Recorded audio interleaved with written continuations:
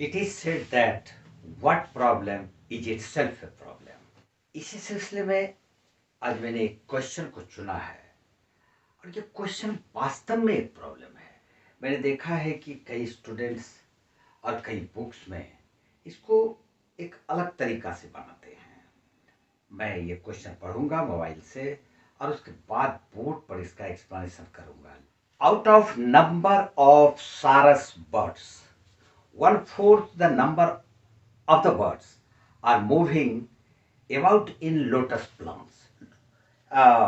One fourth of the birds are moving about in lotus plants. Lotus plants के आसपास 1/4 number of the sarus birds move कर रहे हैं. 1/9 coupled along with 1/4 as well as 7 times the square root. This is the problem. Square root of the number move on the hill. ये numbers hill पर move कर रहे हैं.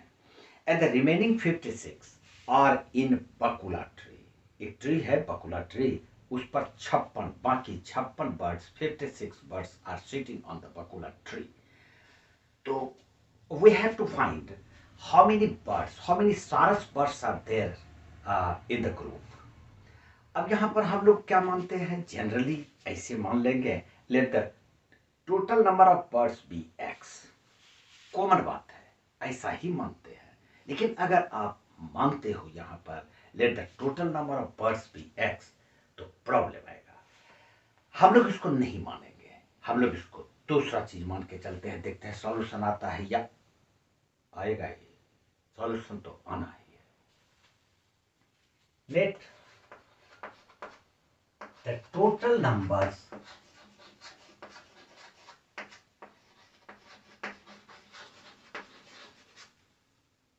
of birds, of sarus birds is equal to, यहां पर हम लोग x नहीं मान के x स्क्वायर मान लेते हैं. मान लिया कि total number of sarus birds x square. अब क्रम से चलते हैं क्या क्या दिया हुआ है. Out of the number of sarus birds 1/4 the number are moving about in lotus plants. Number of birds moving in lotus plant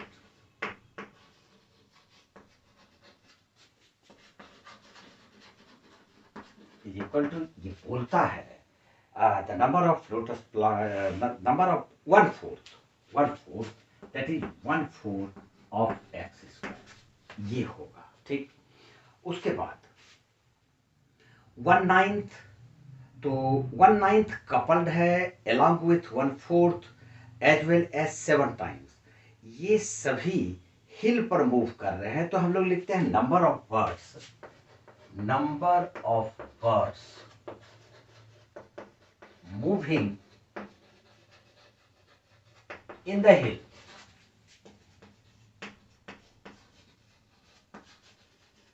is equal to, यहां पर कहता है कि इसको समझिए बात को, ये क्या बोलता है.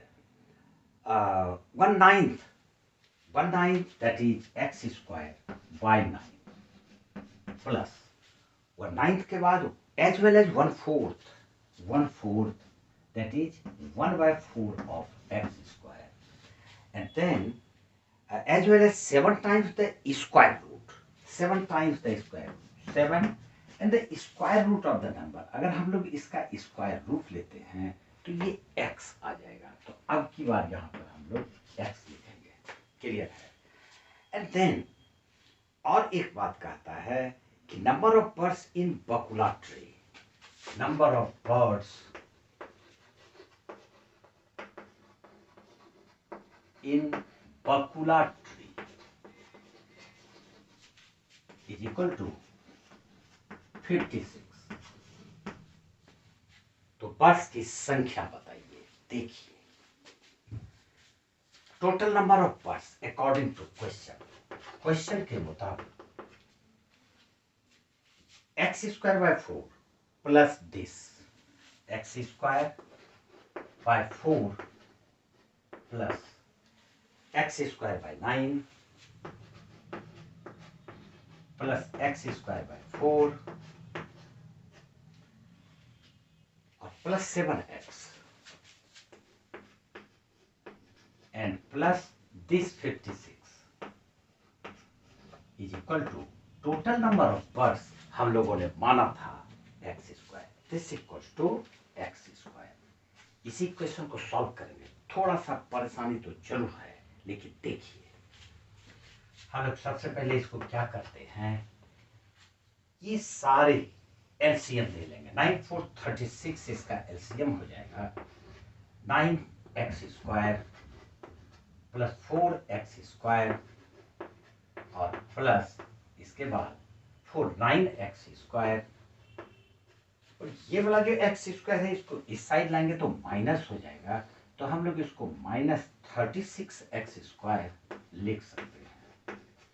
उसके बाद ये 7x है और 56 है, तो plus 7x plus 56 is equal to 0, क्योंकि इस एक्स स्क्वायर को इस साइड ले आए थे।